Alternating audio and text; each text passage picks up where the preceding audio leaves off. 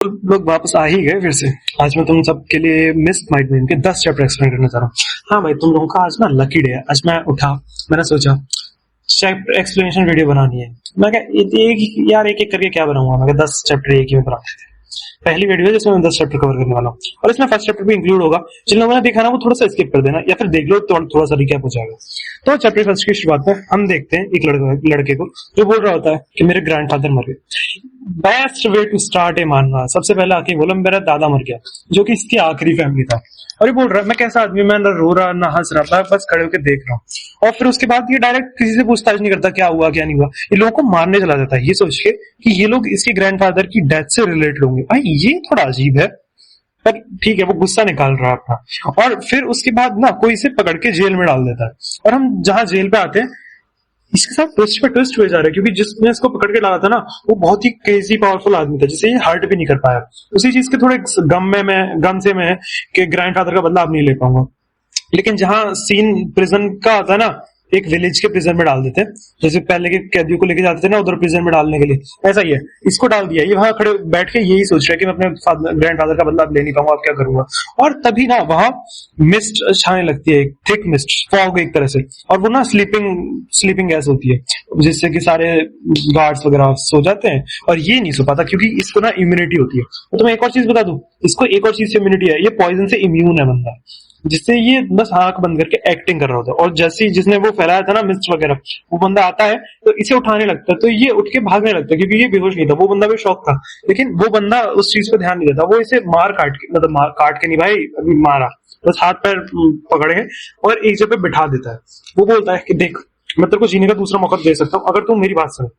तो वो बोलता है कि हाँ मैं तुम्हारी बात सुनूंगा। और फिर वो किसी को, मतलब उसके पीछे से कोई आता है, वो बोलता है सर गाम, आप बिल्कुल सही कहते हैं, ये तो मेरे जैसा ही दिखता है। और हमें पता चलता है कि हमारे मेन कैरेक्टर का भी एक हम शक्ल है, वो कोई फैमिली का थर्ड सन, और उसका बॉडी डबल रहने के लिए है, इसको एक अपॉर्चुनिटी मिली है कि ये जिंदा रहेगा लेकिन इसका बॉडी डबल रखे। तो ये तो इस चीज के लिए मान जाता है, लेकिन सरगाम ऐसी ये किसी प्रिजनर पे भरोसा नहीं करते, वो पहले से पॉइजन पिल देते हैं। अब उनको कौन पता है कि ये इम्यून है पॉइजन से। और जैसे इसके हाथ खोलते हैं ना, और सरगाम बोलते हैं तुम दोनों मेरे पीछे रहना, मैं एक बार बाहर देख के आता हूं कुछ है तो है। और जैसे ही वो बाहर से अंदर आ रहे थे ना, वो देखते हैं कि इनके जो प्रिंस है ना, उनकी मुंडी तोड़ दी गई है, उनकी मुंडी पीछे घुमा दी गई है लिटरली। इसे फिर मतलब जो अगला सीन होता है ना, वो एक फ्लैशबैक का होता है, जहां इसका ग्रैंडफादर इसे मना कर रहा था कि अपना जो रियल नेचर है ना वो हाइड रखियो। लेकिन अभी बोलता है सॉरी ग्रैंडफादर, आपका बदला लेने के लिए मेरे को मैं अपना नेचर हाइड नहीं कर पाऊंगा। और फिर तभी ना सर गाम इसकी बुद्धि पकड़ लेते हैं, बोलते तू बास्टर्ड, तू कर क्या रहा, तेरा आखिरी अपॉर्चुनिटी थी, तूने अपनी अपॉर्चुनिटी खुद ही अपने हाथों से मार दी है। तो ये हंस के बोलता है आप पागल हो क्या, मैं आपको गधा दिख रहा हूँ कि मैं किसी और के लिए अपनी जान दूंगा, मैं आपको पागल दिख रहा हूँ कि आप ये समझोगे कि आप मेरे को इसका बॉडी डबल लेके चले जाओगे। ये कोई बड़ी फैमिली का हेड है, आप इसका बॉडी डबल इसलिए ढूंढ रहे हो क्योंकि इसकी जान खतरे में है, मैं अपनी जान क्यों दूं किसी के लिए। तो सरगाम बोलते लेकिन तू तो वैसे भी मरने वाला है। और फिर वो इसी बोलता है कि क्या लगता है आपको मैं अपनी मौत किसी के लिए ऐसे जाया करूंगा, वो भी किसी यंग मास्टर, किसी एरोगेंट यंग मास्टर के लिए। तो इस चीज को देख के ना सरगाम को बहुत तेज गुस्सा आती है, और इसे धोबी पछाड़ दे के मारते हैं, जिससे ये भी थोड़ा इंजर्ड होता है। और सरगाम बोलते हैं मैं तेरे को अभी के अभी मार दूंगा। लेकिन वो बोलता है क्या लगता है आपको मैं आपकी बातों पर भरोसा करूंगा कि आप मेरे को अभी मार सकते हो। आपकी ड्यूटी थी आपके यंग लॉर्ड को प्रोटेक्ट करना, आप उसे प्रोटेक्ट नहीं कर पाए। क्या उसकी फैमिली आपको माफ करेगी, आप जिंदा रह पाओगे मेरे को मारने के बाद। तो इस चीज से ये इसको मैनिपुलेट कर लेता है और बोलता है कि तुम्हें नहीं लगता ये चीज अच्छी अपॉर्चुनिटी है, मेरे अंदर पॉइजन है, मैं तुम्हारी कठपुतली बन सकता हूँ, मेरे को भी जीना मिल जाएगा और तुम्हें भी अपनी अच्छी खासी पोजीशन मिल जाएगी। वो सरगाम फिर ये सोच के इसमें हमला कर देते हैं, लेकिन वो हमला नहीं करते, वो क्या करते हैं ना, इसको डराने के लिए इसके साइड में वो कर देते हैं, और वो बोलते हैं अब से तू मॉन्क गियोन वोन है, जिसको इसने मारा था ना उसका नाम था मॉन्क गियोन। और ये चीज देख के ना ही बहुत खुश होता है भाई, ये बिल्कुल लॉयड फ्रंटियर है। लॉयड फ्रंटियर अगर थोड़ा सा भी ब्रूटल होता ना तो वो यही है। और फिर ये अपने कासल पे आ जाता है, मतलब अपने विलेज में। एक सेकंड, इसका विलेज का क्या नाम है, monk sword manner, monk sword नाम है इसकी क्लैन का। और वहां पे अपने कमरे में बोल रहा हूँ, सर मॉन्क इसे बता रहे हैं कि तू बाहर नहीं जाएगा, किसी से बात नहीं करेगा, तू इसी कमरे में बैठा रहेगा।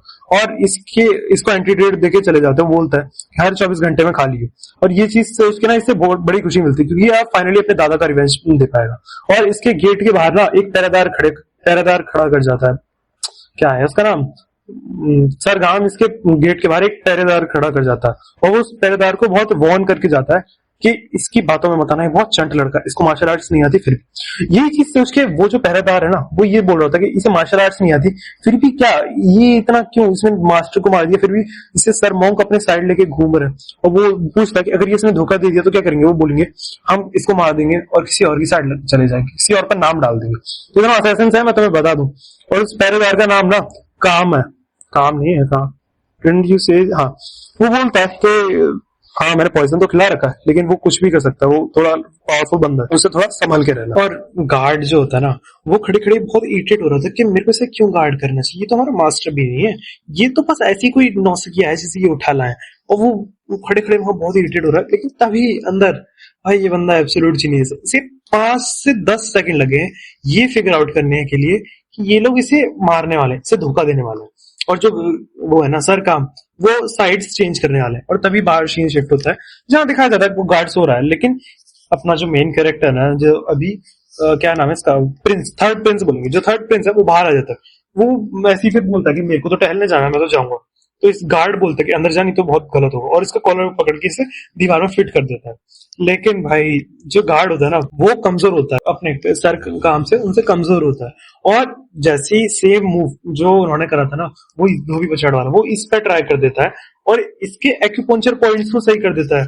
और गार्ड सोचता है ये अपना जो वो था मार्शल आर्ट्स, उनको हाइड कर रहा था। लेकिन अपने मेन कैरेक्टर को, थर्ड प्रिंस को, कोई आइडिया ही नहीं है कि उसने क्या करा। वो सिर्फ चीजें कॉपी कर रहा था और उसने ना थोड़ी सी गलत आई। और वो फिर जैसी से ये चीज पता चलती है ना गार्ड को, वो बोलता है कि ये तो मॉन्स्टर है, ये इससे तो कुछ हो ही नहीं सकता, इसे तो कोई मार ही नहीं सकता, ये तो सीधे बस देख के कॉपी कर ले रहा है लोगों के मूव। और फिर वो बोलता है कि तेरे को तो पॉइजन है ना, बोलता है अरे अच्छा पॉइजन, हाँ वो ना मेरे को कोई दिक्कत नहीं है पॉइजन से, क्योंकि दिक्कत तुम्हें होने वाली है। और ये अपनी उंगली काट के अपना खून से पिला देता है। वो बताता है कि मैंने अपने बचपन से ही बहुत सारी हर्ब्स वगैरह से काम करा है, तो मेरे को कोई जरूरत नहीं है, मेरे को कोई एंटीडोट की जरूरत है ही नहीं। अब एंटीडोट की जरूरत है ना, वो तेरे को है। भाई ये बंदा डीमन है, इसने अपना जो ब्लड था ना वो उसको पिला दिया था। और फिर जो सीन शिफ्ट होता है ना, वो होता है इन सबके फादर पे, जो कि सेक्ट लीडर होते हैं, जो कि काफी बीमार हो रहे होते, बीमार पड़े हैं, बुखार वगैरह है उनको, कोई तो दिक्कत है।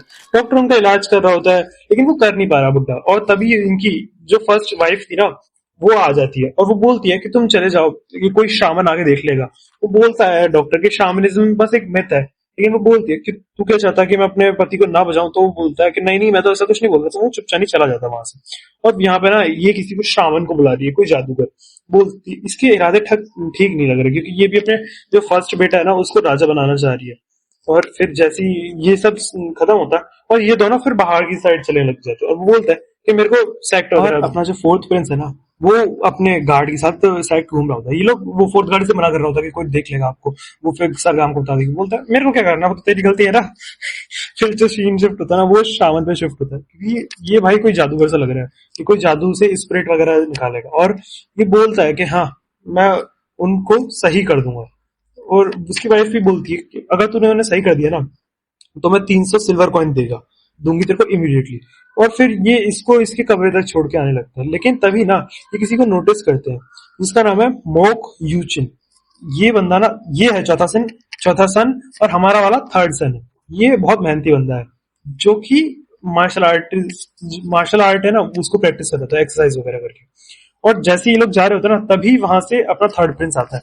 वो भी इसी को देखता है और उसका जो गार्ड होता है ना, वो बताता है इससे थोड़ा दूर रहना है। फिर इससे और जो हमारे रियल थर्ड प्रिंस है, उन दोनों के बीच में आपकी लड़ाई है, क्योंकि इसकी जो माँ थी ना वो थोड़ी अलग है, मतलब कोई शाही परिवार से नहीं है, अफेयर से हुआ है, तो इसको बास्टर्ड सन बोलते हैं। और उसी चीज से जो रियल वाला थर्ड सन था मुझे चिढ़ाता था और उसके चक्कर में से बहुत पीटा था। तो बोलता है कि हाँ इससे दूर रहना। और यही चीज बोलते बोलते सॉरी, ये से एनर्जी वगैरह सबके बारे में बताने लगता है। बोलता है कि ऐसे बनते मार्शल आर्टिस्ट। तो वो बोलता है कि हाँ ठीक है, मैं भी करूंगा, लेकिन उससे पहले मेरे को कुछ ट्राई करना है। और थोड़ा बहुत इसे गलत बता रहा होता है। और तभी इसकी आंखों पे जाके बोलता है, तेरी आंखों में मेरे को कुछ तो गलत दिख रहा है, क्या मैं उंगली डाल के बाहर निकाल दूं? और वो बोलता है कि मेरे लिए काम कर, तो मैं तेरी आंखों में उंगली नहीं करूंगा। तो गार्ड बोलता है ठीक है, मेरी आंखें मत फोड़, बस मैं सब कुछ कर लूंगा तेरे लिए। और ये ना अपने फादर के कमरे में चला जाता है, जो इसका फादर था ना उसके कमरे में ले जाते हैं। और जहां हमें वो शामन जो होता है ना, वो बोल रहा होता है कि यहाँ से जाओ, यहाँ तुम क्या कर रहे हो, तुम्हारे लिए दिक्कत हो सकती है। और ये जो गार्ड होता है वो उसे रोकता है कि चुपचाप नहीं बैठा रहा, बेटा नहीं तो दिक्कत तेरे लिए होगी। वो बुड्ढा बोलता है अगर कुछ गलत हुआ ना तो वो मर भी सकते हैं। और ये जो अपना कैरेक्टर थर्ड प्रिंस होता है ना, इसके आने से ना उस बॉडी में कुछ तो दिक्कत होने लगती है। वो बॉडी जो अपने सेक्ट लीडर की है वो एक तरह से हवा में उड़ने लगती है, उसमें कोई इविल स्पिरिट होती है ना वो टेक ओवर करने लगती है। वो बोलता है कि स्ट्रिंग से पीछे हट जाओ, स्ट्रिंग्स को टूटने मत देना, और तभी सारी स्ट्रिंग्स टूटने लगती है। और फिर ये ना कोई मंत्र, इसको हाथ पैर से पकड़ा जाता है पहले, और फिर ये कोई मंत्र जाप करने लगते हैं जिससे थोड़ा बहुत शांत हो रहा होता है, लेकिन उसका हाथ तोड़ देता है वो अपना जो गार्ड है ना, गार्ड भैया, उनका हाथ तोड़ दिया जाता है। बोलते हैं इसको पकड़ के रखना, और उसके हाथ पे ना कोई एक पैरासाइट आ जाता है जिसे ये हटाने की कोशिश कर रहे होते हैं। और उसी चक्कर में ना जैसे जैसे वो गार्ड की तरफ बढ़ रहा होता है, जो थर्ड सन होता है ना उस जैसे उसके हाथ पे चढ़ता है ना, उससे पहले ही अपने सेक्ट लीडर अपने फादर का हाथ काट देता है। चीज देख के तीनों शौक कि ये इतना ब्रूटल कैसे हो गया, ये तो कुछ और ही बंदा था, लेकिन अभी ध्यान नहीं देते। और वो बोलते हैं ये दोबारा करने जा रहा होता है, उसका दोबारा पूरा हाथ काट देता है। और वो सब बोलते हैं ये तो क्रेजी चूतिया, ये तो बहुत बास्टर्ड है, इसका पूरा हाथ काट दिया। और जैसे इसने हाथ काटा ना, वो क्या करता है, जो शामन था उस पर कोई तालिस्मान लगाता है और उसे रोकने की कोशिश करता है, लेकिन तभी वो जो शामिल था ना उसके गले पे ये तलवार बोल रख देता है और पूछता है कि ये क्या है, बोल बता कि इसकी कंडीशन सही हुई है या गलत हुई है। तो वो बताता है कि अभी इसके लिए टाइम नहीं है, अभी तो मेरे को वो करना है। और तभी वो पूछता है तू कौन है, तू इसको मारना क्यों चाहता था। मतलब जो इसको पैसे मिल रहे थे ना वो इसे सही करने के नहीं, इसे मारने के मिल रहे थे, क्योंकि इसके मरने के बाद जो फर्स्ट लेडी का सन है ना, फर्स्ट सन, वही इन सब का सेक्ट का लीडर बनेगा। बोलता है कि मेरे को तो सिर्फ उन्होंने करने को बोला था, मैंने ऐसा कुछ नहीं करा। गार्ड बोलता है कि फर्स्ट लेडी के मामलों में हमें नहीं आना चाहिए, वो बहुत खतरनाक हो रहा था। लेकिन अपना बंदा नहीं मान रहा क्योंकि ये एब्सोल्यूट जीनियस है। ये 2 मिनट में प्लान बनाने लगता है, सॉरी प्लान बनाने लगता है। और वो बोलता है कि अब तू मेरे को बताएगा सेक्ट वगैरह की जो सीक्रेट सील है उसकी वो कहाँ है, मतलब जो सेक्ट्स की वो होती है ना सीक्रेट टेक्निक्स, उन सबकी लोकेशन मांग रहा है। यही चीजें इसकी बॉडी के साथ करने वाले थे। वो फिर एक गुड़िया से निकालता है जिसके ऊपर कुछ तो शामन का वो कर रहा होता है। वो बोलता है कि थोड़ा सा वेट करो, मैं अपने आप निकाल लूंगा। और फिर वो कुछ मंथ्स को चेंट करता है और जो कर्ज था ना वो दोबारा एक्टिव होने लगता है, लेकिन इस बार आर्म्स में एक्टिव हो रहा है। और वो क्या करता है कि इसको मारने के लिए, अपने थर्ड प्रिंस को मारने के लिए ट्राई करने वाला है। वो भी वो बोलता है कि जल्दी से आके यहाँ पे आ जाओ, खड़े हो जाओ, और गार्ड को बाहर भेज देता है। और कुछ मंत्र दोबारा से मंत्र जो होते हैं ना वो इंचेंट करने लगता है। वो फिर किसी एक रिवेंज स्पिरिट को बुला लेता है और उससे बोलता है कि थर्ड प्रिंस पे हमला कर दो।